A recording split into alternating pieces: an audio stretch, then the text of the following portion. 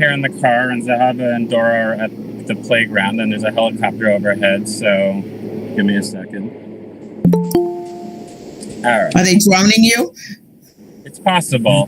I was just saying I tried to use my hotspot from my phone with the computer, and it's not working, so I think God or some other force is trying to, doesn't want us to study this material, but we persevere anyway. So I picked this topic. This is what I usually do is I just start reading the Parsha until something kind of jumps out at me, and I start researching it, and I see if I can get enough to make it interesting.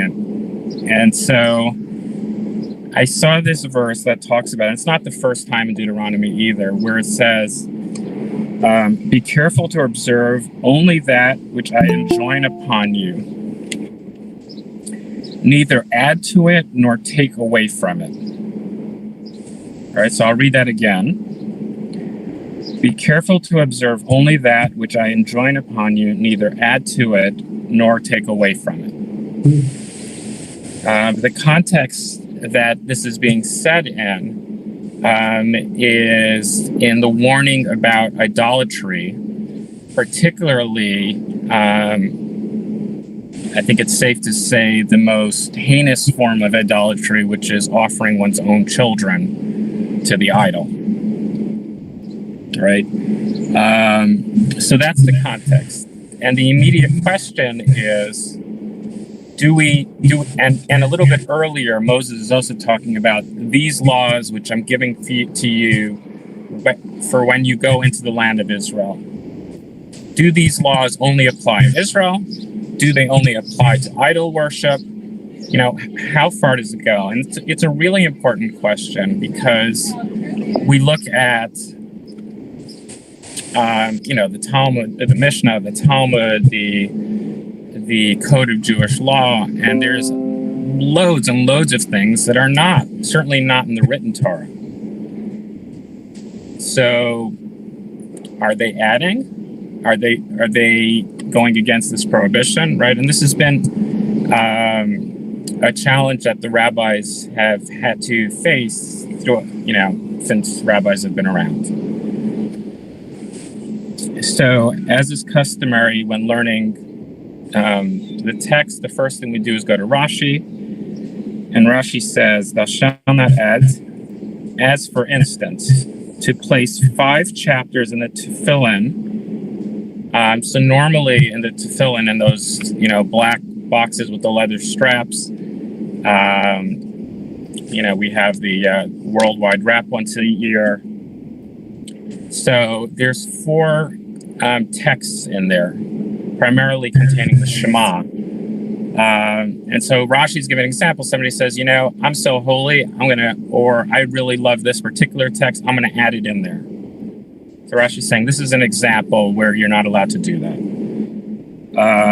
Another example is to employ 5 species of fruit and plants in the fulfillment of the command of lulav. Right? So we have the lulav, the etrog, the myrtle, and the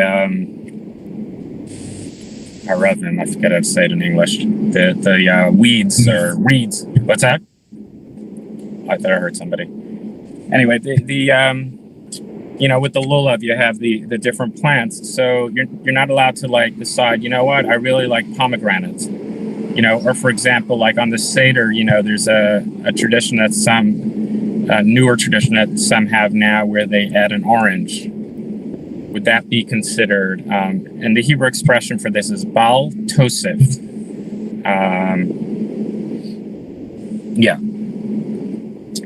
So, or for example, to recite 4 instead of 3 blessings in the benediction of the priests.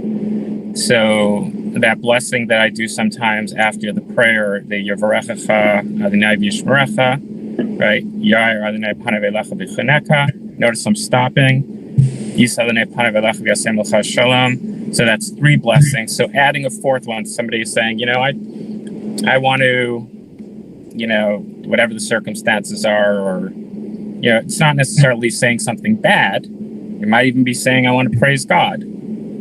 But Rashi's saying these are examples of adding on. Sepharno, on this same verse, says, "For you might add something which is despicable in the eyes of the Lord. If perchance you would add new ways of the serving of the Lord, you have no assurance that such innovation is acceptable to God. For instance, the burning of one's children in God's honor." Right, and he's taking the example that's in the Torah itself. Another Sepharno, on the same verse, where it says that you shouldn't deduct from it either.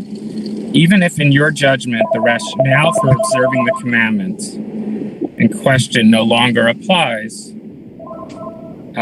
is no longer relevant." Right? So somebody can say, and this has been one of the arguments, for example, about the extra day of Yom Tov. Right? When it was put into place, for the express purpose of we didn't know what day was what, because we didn't have a calendar, and it took time to communicate the sighting of the new moon and getting judges to approve it.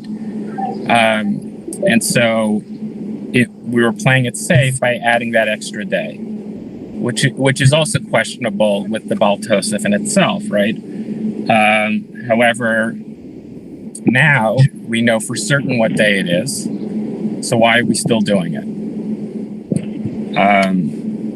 And so he's saying the other part of Baal Tosef, which is you can't add, but you can't subtract. In this case, although that's a rabbinic thing, so it's a little bit easier, but still, it's that same concept. So he gives an example.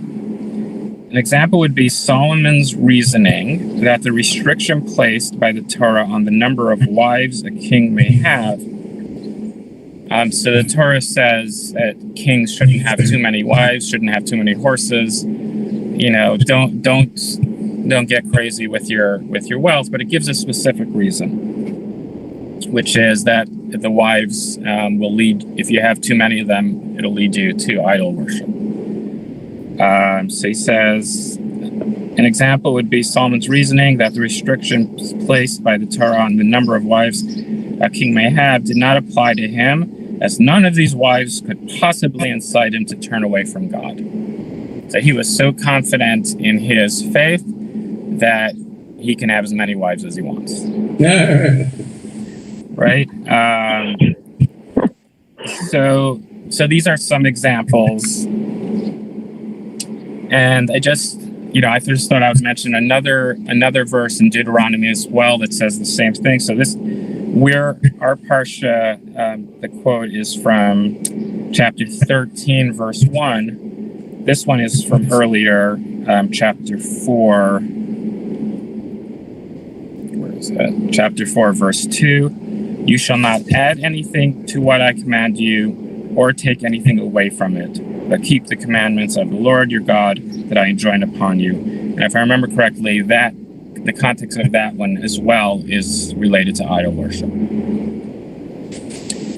Chizkuni, another commentator, in this case, for that earlier verse, "Nor must you diminish any of God's words as spelled out in the Torah." So he's giving his own broader context. He says, "After the debacle of the spies, when some of you had decided to..." So the spies were told, they were basically, when you're called to a meeting, but the decision is already made, and you're supposed to just rubber stamp it. It was kind of like that. They were sent, but in the instructions they were given, basically it was, go spy out the land and tell us how good it is. And they came back and they said, not good, very not good.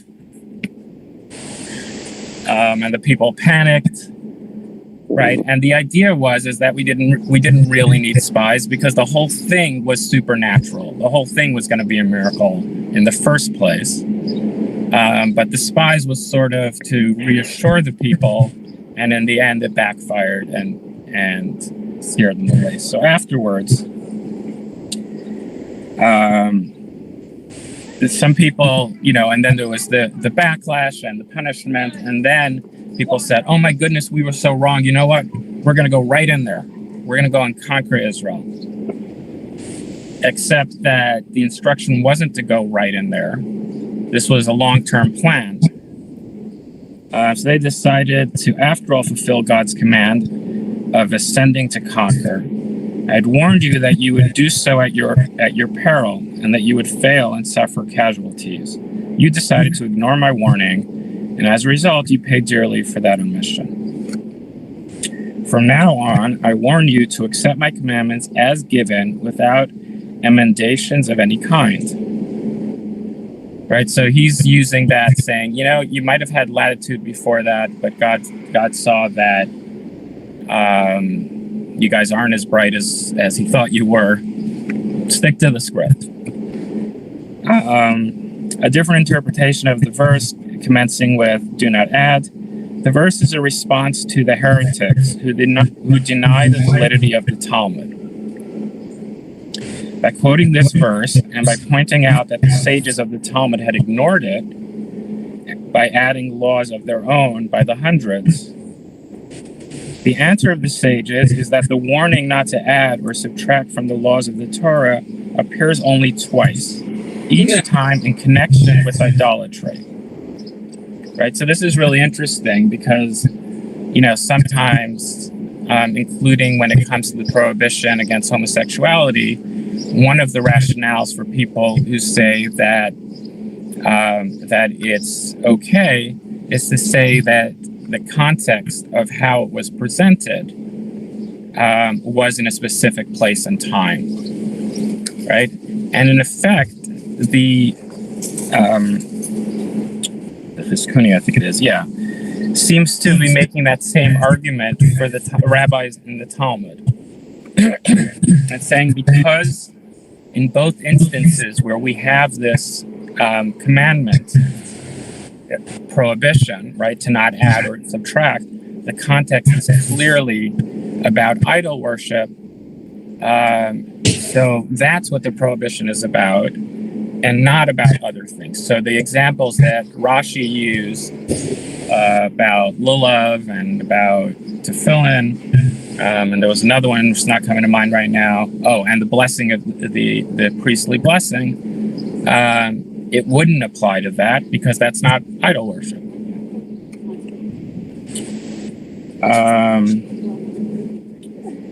Hold on, what did I just do? Yeah, here we go.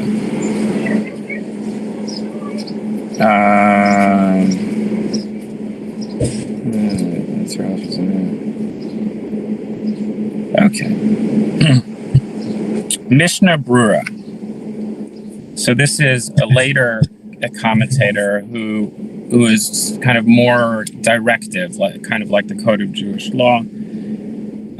So he brings an example, which I don't think we had in Rashi, another example of something that might fall into the category of Baal Tosef. For tzitzit, if you look at the talit, it has 4 corners, and you put the fringes on each corner. So he says not to add a 5th corner and add strings to it. Or the flip side, if he cuts off one of the corners, then he's diminishing, subtracting from it. Maimonides, on a Mishnah and Sanhedrin, relating to Maimonides' 5th principle, faithful transmission, and that is that this Torah has faithfully been transmitted from the Creator. Right, so Maimonides is a believer that the Torah min hashemayim, that the Torah comes directly from God, and not from anyone else, and it cannot be added to and it cannot be taken away from. As it is stated, you shall not add to it, and you shall not take away from it. And we have already elucidated this principle. And basically, the point is that if the authorship is from God, then who are we to add or edit what it says, right? So basically, kind of giving the rationale. The reason we can't add or not is because it comes from God, and we don't understand God's ways, so we don't have that right. Sefer HaChinuch, that we were prevented to add to the that we were prevented not to add to the written Torah, nor to the oral Torah, right? So the Talmud, the Mishnah, the Talmud, a lot of these things are considered the oral Torah, right? They were meant to be, they weren't initially meant to be written down. It was supposed to be, depending on a person's beliefs, either, again, coming directly from Moses, just that this was sort of the commentary. Moses was up there for 40 days. He was given, the Torah. He didn't write everything he was taught down. He wrote the things that he felt were most important to write down, but he transmitted the rest of it to his disciples, who then kept it going.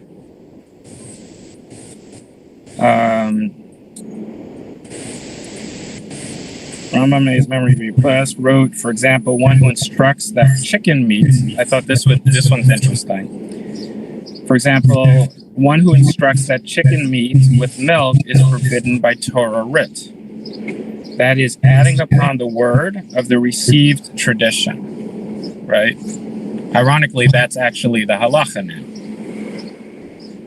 But that was an example that Rambam thought would fall into this category. As so did we receive about the understanding of you shall not boil a goat, etc., that the meat of a domesticated beast and a wild animal are forbidden to cook in milk, but not chicken meat. And so too, and where I grew up, it was actually taken a step further, not even fish. So bagels with lox and cream cheese was a no-no, which seems, isn't this the most Jewish Sunday morning breakfast you can have, right? No wonder you left. What's that? I said, no wonder you left. I'm telling you. What a deprivation, my. I know, and that was before I knew about everything bagels. Now it's a whole other level. Right, but it's so fascinating to see the evolution of how we came to where we are, and that also helps us, right? Some mitzvot we just don't know, like it says it doesn't give a rationale, and then we're faced with: do we have the faith? Do we have the strength of commitment or whatever it is? But ones where it does give a rationale, it really helps us understand it.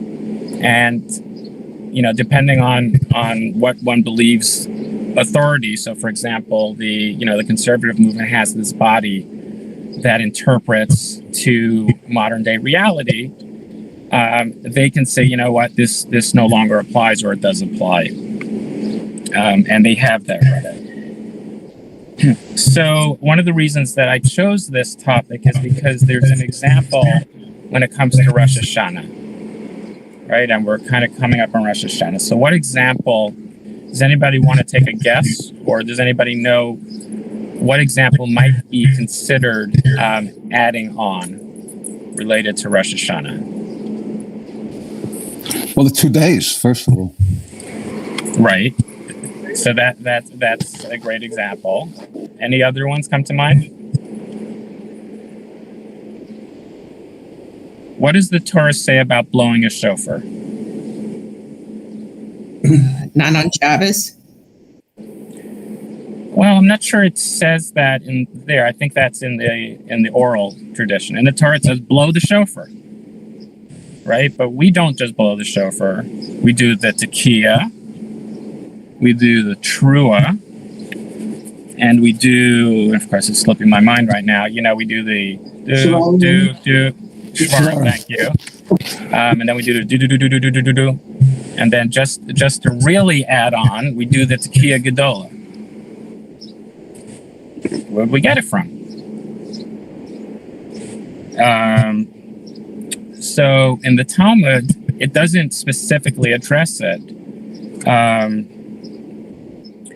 but it does kind of. Let me rephrase that. It doesn't say that it doesn't challenge it on the basis of this prohibition, but it does ask, like, why do we do it? And Tosfot, a grandson, at least one of the Tosfot, there are multiple authors of the Tosfot,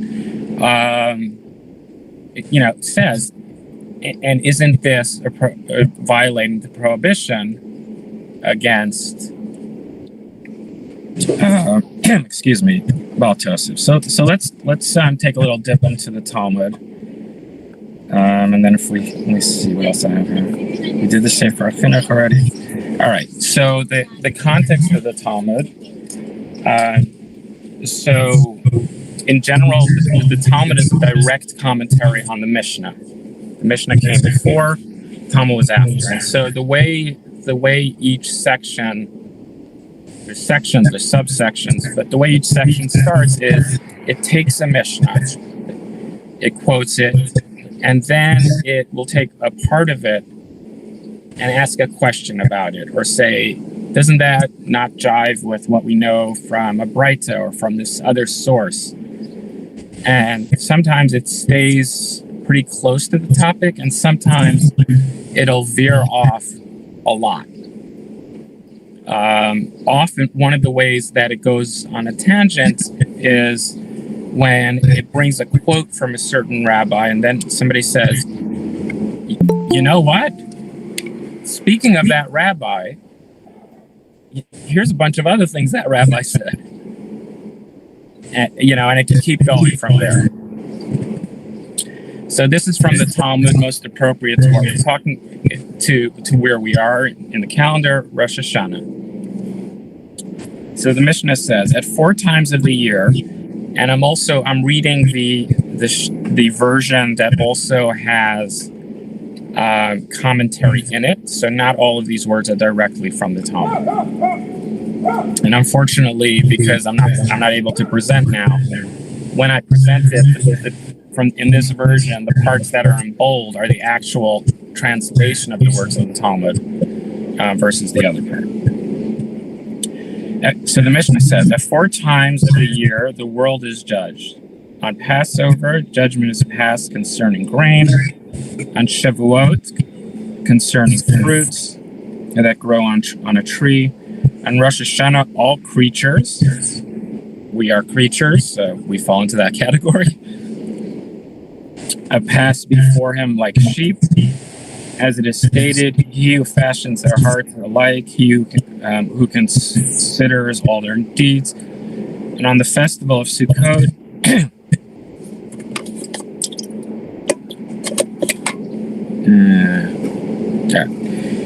on the festival of Sukkot, they are judged concerning water, i.e. the rainfall of the coming year. So the Talmud starts by addressing something. The Mishnah taught on Passover judgments passed concerning the grain. The Gemara asks, which grain is the judgment passed on Passover? If we say it is the grain that is presently standing in the field, ready to be reaped between Passover and Shavuot, when was judgment passed? With regard to all those events that already happened in the grain while it was growing in the winter, is it retroactive? I mean, how exactly? And I'm not going to go into this whole thing because it doesn't pertain to what we're talking about. But that's kind of the starting point. So it talks about the different aspects. These 4 different Rosh Hashanahs, if you will. These 4 different times of year when different things or people are judged, and then there's differences of opinion. So the question, whose opinion is this in the Mishnah? It's just stated as fact, but there's actually a debate about this.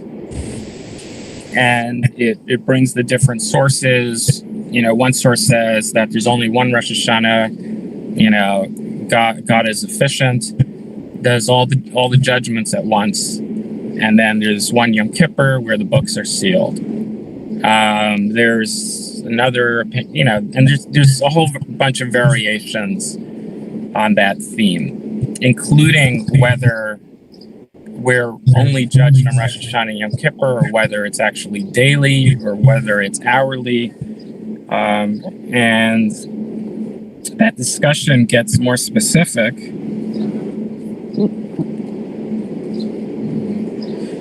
when it comes to praying, for example, for somebody who's ill, right? That's something we can all relate to, Misha Berach or something like that. And inevitably, when we stop and think about it, and we say, well, if judgment is passed once a year, then maybe the person's fate is already sealed. What's the point? We might as well just start working on acceptance. And so the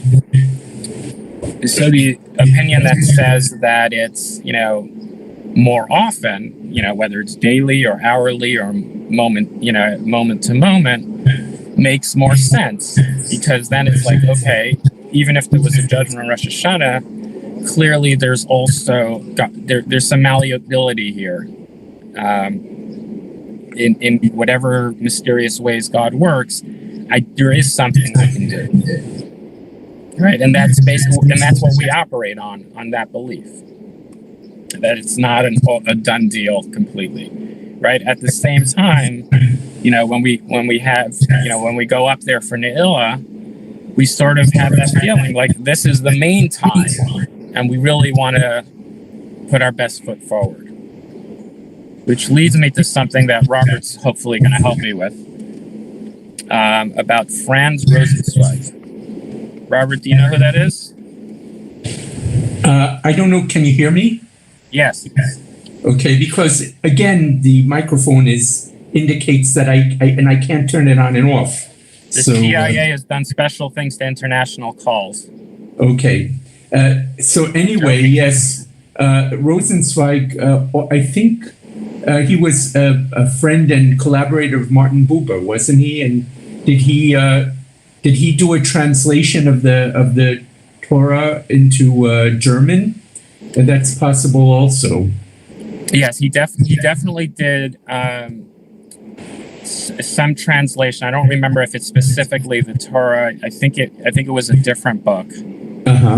But he was a philosopher, and that's the reason I asked Robert, because Robert is a philosophy major, PhD. And there's a fascinating story with him about he was going to convert to Christianity. His cousin, who is also a philosopher, had convinced him. He grew up in a secular Jewish home. This is after the Enlightenment has come in. Now Jews are accepted. He went to good universities in Germany. He said, "You know what? I think their way of life makes more sense." But then he said, "You know what? If I'm going to do this, I should do it right. I don't want to convert out of being, basically an agnostic. I want to convert out of being, an authentic Jew. I want to first experience Judaism and then really convert through Judaism, kind of like the way Jesus did, right? Jesus was a Jew. I mean, Jesus didn't actually create Christianity per se, but it was based on him, right? So he went to shul on Yom Kippur. And he never, it's possible that from what I read, but it's possible he told somebody, but we don't know what explicitly, what part of it changed his mind. But something happened in that one Yom Kippur in a little shul in Germany that not only did he decide not to convert to Christianity, but he then really he dedicated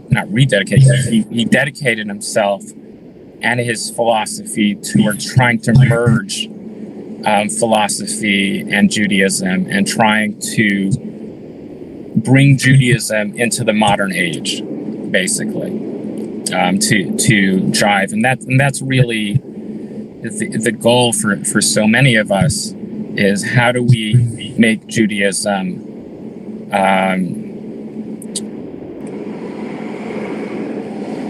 really thrive in modernity, in everyday life, not just in the synagogue, not just in the study hall, but we're really. So I'm going to talk more about him on the high holidays, because I think this story, it can be, really inspiring, and about his.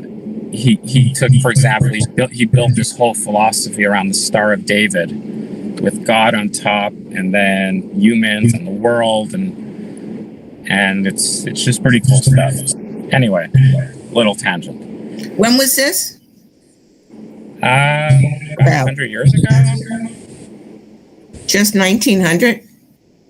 somewhere around there. And in terms of Buber, so interestingly, Rosenzweig was much more reluctant about Zionism than Buber.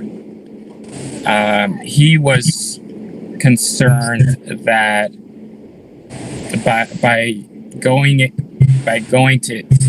into Israel, we would end up being just like everybody else. And he believed that Judaism was different, and we needed to stay different in order to maintain it. It's somewhat similar to the argument that some of the Hasidic sects make, which is we don't have the right to go into Israel until God brings the Messiah, and that sort of thing. He wasn't explicitly saying the Messiah or not, but he was concerned, which to some degree is true, that, for a lot of people, they're like, okay, we've reached the pinnacle. We have our home back. We don't really need religion anymore. And so, it's not necessarily that it was wrong to go in there. The other option is that we need to find a new way to do Judaism that still makes sense. All right. Let's see what else. So there was another part in this Talmud which I thought was really interesting, and it relates to something that I spoke about recently, which is the idea of confusing the Satan. Does anybody remember this? I think I spoke about it in the JCC class, that there's certain customs that we do to confuse the, whatever you want to call it, but this sort of evil spirit or angel who is advocating against us. Right? Like halting in a funeral procession, that? Exactly. That's exactly the context I was talking about it in. There's a tradition during a funeral procession to stop 7 times. You're walking with the body, you stop, you say some Psalms, you walk a little bit more. Sometimes it's Psalm 91, but you do it in different sections. And this is one of those things meant to confuse the Satan.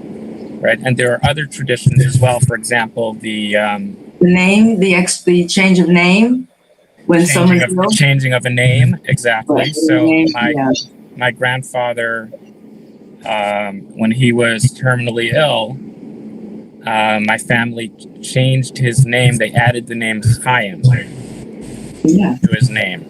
Yeah, they did that with his dad. They did that with my dad. Yes, I don't know how effective it is, because we don't know the date that somebody's going to die. It's possible, it's possible that it bought him some time. I mean, we're all going to die, right? I mean, that's not negotiable. I honestly don't think that it had any effect. I know it didn't. All right. but you know, maybe it brought some people comfort if nothing else. But it's certainly important for us to understand as much as we can, Taimei HaMitzvahs, the motivation of some of the mitzvahs. I also believe that the breaking the plate at a wedding is in that same spirit. That's the origin of the minhag. That there was a belief that these evil spirits come from the north, and that they're afraid, you know, kind of like you know, whatever's are afraid of vinegar or vampires, or I can't keep, you know, all these different things straight, or other ones are afraid of crosses, or, you know. So these spirits are afraid of noise, and so you're supposed to smash something in the north direction to scare them away, so that they wouldn't come and ruin. And it's especially dangerous in these sort of transition, these liminal times. And so, you know, with a newborn baby, you put, you know, a red ribbon, or you put a little, you know, picture of a Rebbe, or, you know, or of a Kabbalist or something. And this was a way of having some power, you know, in an age where people felt powerless, where, you know. So anyway, so I thought that was really interesting. So when it comes to Rosh Hashanah, the Talmud asks the question. It says, why do we blow the shofar before the Amida? And in the context, I'm assuming he means the Amida of Musaf, right? Because we don't actually blow it before the Shachrit Amida, and then again during the Amida. And one could argue that this is Baal Tosef. The mitzvah is to blow the shofar. So the first question was, why are you adding on different kinds of blowing of the shofar? Right? And depending on how you translate words in the Torah, one understanding is that one word means a tekiah, the other one means kind of a broken one, and then the shavarim and the trua are to sort of cover what kind of broken. We're not sure exactly which one it is, so we want to make sure we get them both in there. But then, is us blowing the shofar again, right? We said the blessing, we blew the shofar, we blew the tekiah, we blew the shvarim trua, we have done the mitzvah. It doesn't say anywhere do it 30 times, 100 times. It doesn't say anything like that. So if we put a rule in place that it has to be done multiple times in multiple ways, aren't we adding? And so the explanation that's given in this with the blowing it later is that it's not adding in the sense of to the mitzvah. The mitzvah was already completed.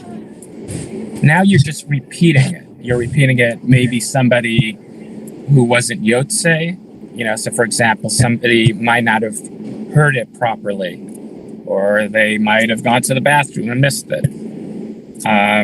So you're doing it again, you know, so it's not adding, you're not adding to the original mitzvah, it's just a repetition, and that's different.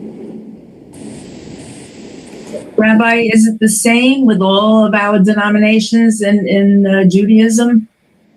Be more specific about the question. Well, like the Hasidim, do they blow the shofar as often during the service as we do as conservative Jews? Yeah, so I mean, the minhag of blowing it 100 times, I don't know if all conservative congregations do it, but certainly Orthodox do. And Reform, I would be surprised, but you know, when it comes to Rosh Hashanah and Yom Kippur, I think there's much more unanimity because of if nothing else, the sentimental aspect. You know, people have come to know a certain way of doing things, and if you do it differently, then it's like, did we really do it? Does this really count? Right? and the Reform movement, and we've talked about this before, they tried to move away from a lot of the things. So, for example, I remember somebody telling me, a former congregant of ours who now lives in the city, I had gone to do a Shiva, and he told me when he moved from Staten Island, he went to Temple Emmanuel here in Manhattan, and he came with his tallis, the way he would go to B'nai Jeshurun. And I don't know if anybody told him this or he just kind of sensed it by seeing nobody else wearing a tallis. But he got the distinct impression that it wasn't cool. And they also tried to eliminate Hebrew from the service. And basically, they wanted it to be just like another Protestant denomination, except that we're not Christian, we're Jewish. But otherwise, we have the organ, we pray in English, the Reform movement has moved considerably from that. I don't think there's a single Reform service now that you won't hear like part of a Lenus song, or the Kaddish said, or right. And part of it is the recognition that regardless of one's belief about certain things, that religion, and especially older religions like Judaism, have multiple facets to them. So there's the kind of philosophical, theological, but then there's also the emotional. And another example of this, that you've probably heard, is about Yom Kippur and the Kol Nidre, right? How many people are really walking around and thinking about, oh my goodness, I swore that I'm going to do something, and now I'm going to be punished? How many people are even making shavuos, swearing and saying, God, I'm committing myself to, not cutting my hair or not drinking wine. Okay, well, not drinking wine, quite a few people, but it's much more, at this point, for most Jews, I think, it's much more sentimental. It's much more going there, hearing the tunes, seeing the Torah is brought out, and that gives it an authentic feeling that Yom Kippur is happening. It doesn't, the specifics of why or how is not always on our mind, right? It's important that we think about it sometimes. So we try to balance the two. Rabbi, in line with what you're saying, I was thinking with Yom Kippur, I think the emphasis, according to what goes on in the culture and society, does shift a bit. So in Yom Kippur, for example, where it used to be the vows that one made that couldn't be kept, it's, in my mind, definitely to more of forgiveness for sins, not so much about vows. Right. And that's the general theme of Yom Kippur. Right. And as long as we don't actually read the words too closely and we just kind of go with the sentiment of it, then the specific words don't really matter. Right. And that's the challenge, with, on the one hand, we want to read English as much as possible so that we can understand as much of it as possible. On the other hand, sometimes we can get sidetracked from the emotional aspect. And that's why some even, more liberal, modern, call it whatever you want, congregations have gone more to singing and less to reading in English, because they realize that people are not necessarily coming for a class. They're not necessarily coming for an intellectual exercise. Sometimes they just want to feel a sense of connection. And sometimes not understanding the words actually helps them get there faster. Right. And I've mentioned it before. When I started dating Dora, she would go to this this group called Shir Hamalot in Brooklyn, which is still going, and they do the entire Friday night service with songs. Basically, I don't think there's a single English reading. I would say at least 90% of them do not understand more than 5 words of Hebrew. But for them, that experience is more powerful. I mean, and of course, and there's a Dvar Torah which they do understand. But that experience is more moving than the words itself. Rabbi, I have a question. Yes. For a culture that, I mean, that's actually constantly evolving. You mentioned Mishnah Berurah. There must be, I don't know, 6-7 commentaries in Mishnah Berurah. Right? Yeah. And you have, say, the Chuvas of Reb Moshe.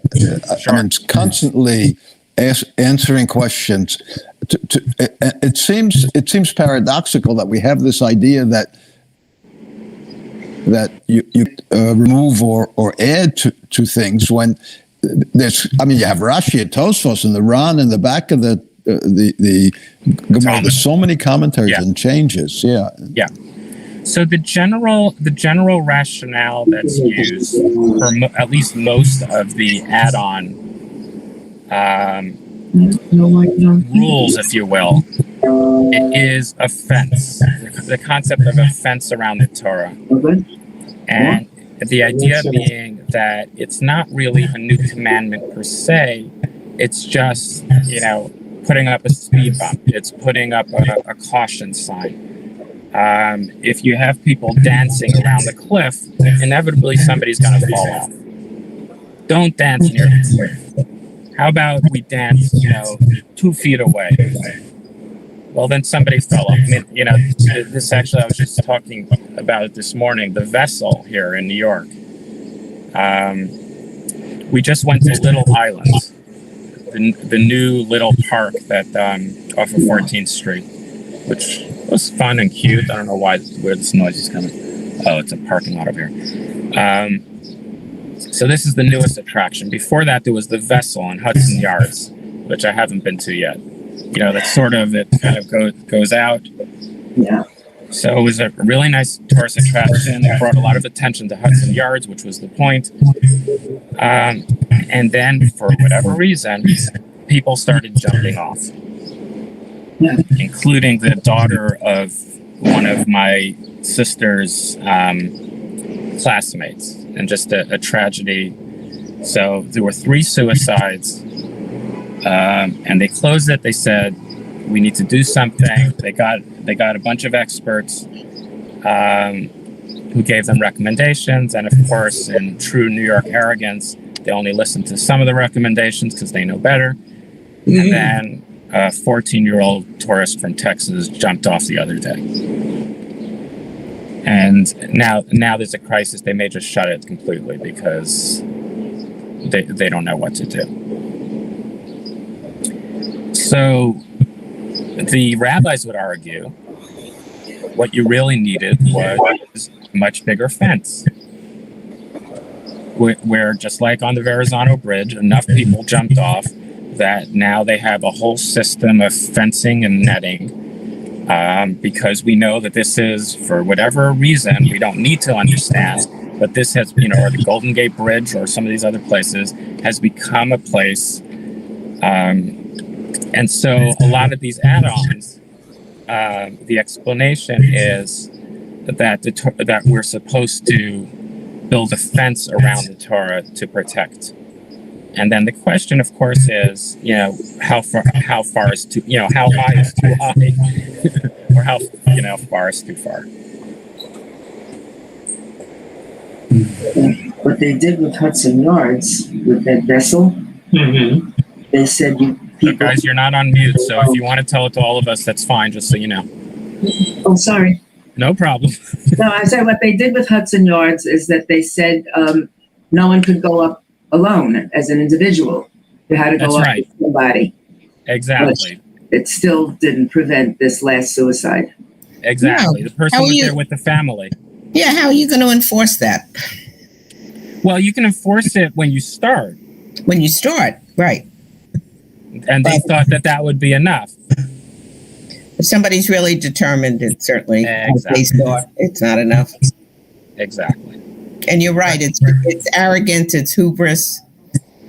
Right. But I think it's a good example for the argument that we do need to have certain precautions to protect us from not sinning. The question is only how far is reasonable before it's baltosif, before we're violating this prohibition, or before we're putting such a burden on people with all these fences that they just say, screw it, this is just too hard, I'm not going to do any of it.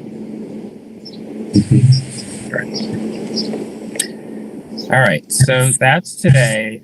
I'm getting the message from between the cantor and Dora and my needing to be ready for the high holidays that we should probably give this a break until after the high holidays, unless somebody else is able to or wants to do a class. I think this is going to be the last one until after Rosh Hashanah. Yeah, and I could understand why, but I hope that at least one or two people will come forward, because studying before Rosh Hashanah and Yom Kippur would be very meaningful. So maybe we'll put something in Shabbat Shalom. Yeah, and think about it, especially if you have a topic that you're passionate about or interested, that you can do. And, you don't necessarily have to create a class from scratch either. Sometimes if you read something that's really interesting, we can just read it together. All right, guys. I'll see you soon. Rabbi, give me 2 minutes, please.